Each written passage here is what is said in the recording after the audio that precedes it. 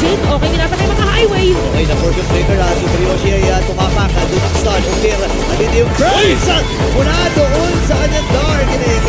Habang itong si Kiki Dog naman ay magiging sa target. Napakakatina ng mga boom, nakadalawang kagad si Ukir. Sabi nila, kapag lalabas kayo ng bago, maglalabas din kami ng bago dito. Ako, nakagrab-grab. Pero makakatakas. Itong si Chogo, pa rin yung boom. Ang sakit, ang kapte! At buhay pa rin! Grabe ang sustain! Mula kay Super Yoshi, Andorio ay nakapatay pa. Kaya sisimulan na rin yung dalawang pagod ng laban. And this time, nagamit na rin yung Mountain Shocker. Izu ay aabati na rin, pero hindi makakabot dito. Kay Gibren, ang pagkukuha ng malaya ang pagod.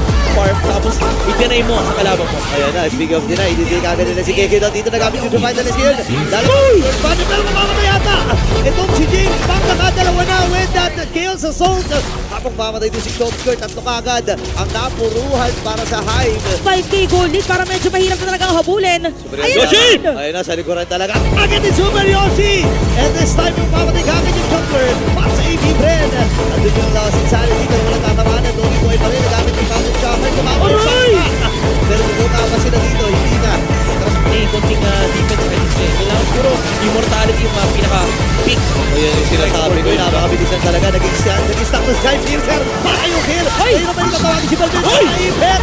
At Dory mamamatay. Wala ang jumper dito ng Small Omega. Pero yung sa atin natin si Terra. Naku, naibalibag din si Mariosi. Pero damage si Terra. Okay yung talent. Pero si Luis, ay nagkita sa bayan. Sama na Libro. Wala dito sa AP Red. Siya naman ang magiging sa target dito ng AP Red. Isor na ako ng kill. Biglaan lang nabulit ang sitwasyon. Is this it? Kasi mabubuhay na rin si Kegata para diretso. Meron na naman bubuhayan. Commercial kill dito pero mamamatay siya! Oh my gosh!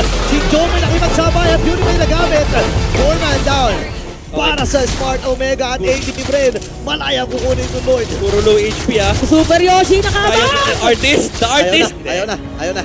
Okay, escape artist na. Sintin dahil magkakaroon na tayo ng Lord. Grabe, walang gusto humarap ni Pero.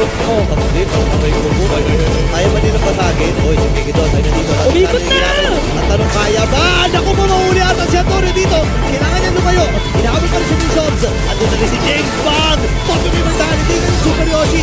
Iniligtas niya ba itong si Antonio? Ang tanong, ay ang kasagutan ay hindi na kanya magagawa. Problem Emo. Delikado ata ang Smart Omega dito. Pupush dalawa. Ako ba? Oo nga pala, may reset yun eh. So parang gagawin mo dito kung i-burst mo na ba talaga ginamit yung Glorious Pathway. Okay, si Luis nakaharap. Atras ko rin Lord, tinutuloy na AB Bren. Malaki na rin yung Chaos Assault na mula dito kay Ukir. Wala na makalapit sa Hive. Kanya lahat! Pati Lord kanya! Kumita ka, sumabit din. Grabe na may nagamit. Diyan si Shizu.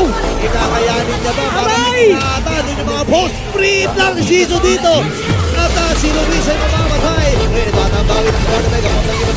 Wala na last isa din yan, ha? Pero naibalibag. Uy, napunta rin ang Piraga. And this time ay nakapag-breaker din itong si Der. Ang hirap. Dito sa may top lane. So Omega dito kailangan nilang madepensahan to pero para mahirap naman gamitin kayo sa Sol para sa Lord papasok na. Ginamit na kayo with the crown. Yung sinasabi natin ngayon, ito na yung time na gagawin ng AB Pen. Kailangan ba naman si Smart Omega? Basta si Smart Omega yung taas na sa ng grab-grab. Kaya naman, si Pwede rin yung Pen! Makamatay itong si Luis. Pwede tayo magiging laban. Kakayanin ba nila? Additional Islam at dire-diretso na ang AB Pen. Dahil makakatay si O'Kill. Kasama ng buhay ng Lord! At nakapatay si O'Kill, ladies and gentlemen. Kailangan ang magkakas ng Hive. Merong immortality. Pagalingan na to ng posisyon. Ayan, pagalingan na to ng posisyon. Pagalingan ng initiation. Maray pilit yata muna na magkaroon ng immortality dito si Der. Unang mapigong talo, unang mag-dash talo sa Victorious Pathway, wala kang kaya doon. Gagawin po yung body dito. Nagamit na yung kanyang regen. Ngayon, Super Yoshi, available yung clicker. Any moment, ay pwede siya maghuli. Kaya gano'n bumili na rin ng Guardian Safety para wala nang uwian. Oh, alam niya, nararamdaman ko boss, mahaba yun dito. Mahaba to. Mahabang pastulan to. Nakabit yung nakabit yung immortality ni Dera. Ay, Ayan na. Pero na immortality yan. Ngayon, yung una na si Tito ng talong sa patbayo pa rin ang namin. Buhay pa rin yata. Wala immortality dito. Buhay pa rin! Buhay pa rin! Higay doon! Ito na yung napagbawi ng AB Red. Buhay pa rin si Luis. Duguan ang Top lane. AB Red. Malapit sa may top. Para magiging decision ng Smart Omega. At mahulog na si Luis. At Luis ang manik na naman. Sa Lord. Oh, parang medyo mabagal na mag-clear yata. Tama mag-midnight. Ang isang blue. Oo, magdamag siya dyan. Makakagabunga siya dyan. Yan. Oo. Ito na naman yung Piraga Armor. May last lang naman, sir. Ang baya, ang dami ng movement. talaga. May immortality. Ang daming set. Ang skills dito ng AP Bren. Buhay na rin yung Loris Pato yung sa akin. Kaya ginap. Ang hirap for Andor yung makakabalik sa pwesto. Isang kakap nga lang na skill dito ng Swerve, nakalahati yung buhay niya kanina eh. Hindi na pwede hawakan yan. And defense downside eh. Kapag yung tapos feeling mo, ito rin friendly holder. Hindi ka pwede magpabaya. Hindi ka pwede magpakita agad. Literal na ayaw mamatay. Ayaw mawala ng HP. Hop! Super Yoshi ha. Lord malala. Okay, wala siyang flicker dito ha. Nakangat ko yung minion pa din sa may top ha. Hirap. Ang hirap nito, parang ito yung mga lahat na ng emosyon mo nararamdaman mo. Tapos parang medyo manaratel ka. Kung sige, clear ba natin muna yung Minion Wave. Minion Wave tuloy. Minion Wave. Okay lang yan. Ganun talaga nakakabaliw yung sitwasyon niya kasi malapit ng Lord Dance. Sa both sides. Pwedeng i-reset to ng AP Bren kasi ang kapal ng wave na nasa taas. Kapag may nagpakita isang hero dyan, may conceal. Mula dito kay Hakekedot, kanina pa siya nagpalit actually. Uy, parang i-burst na. Ng spell. Bibigay ba nila to? Ngayon, nakakabol na si Andorio. Oy! Sir, babasagin nila yung trap armor. Pag nagkakabila si Sunny dito na. Pathway. Ito na yung sabayan! AB Bren and Smart Omega ngayon na ibit-bet ito si Gekidot. Pero sa patuloy magiging burst, hindi ata Super Yoshi. Mapupaguhin na tayo din niya dito. Gamit din yung winner down. Bishop turn. Sobrang crucial yun. Dalawang agad tumba para sa Omega. At nasa muna dito itong si Andorio at si Super Yoshi. Nakagrab-grab pa. Pero yung mga minions, tinatapos na yung laban. Yung mga minions, tinatapos na ang laban.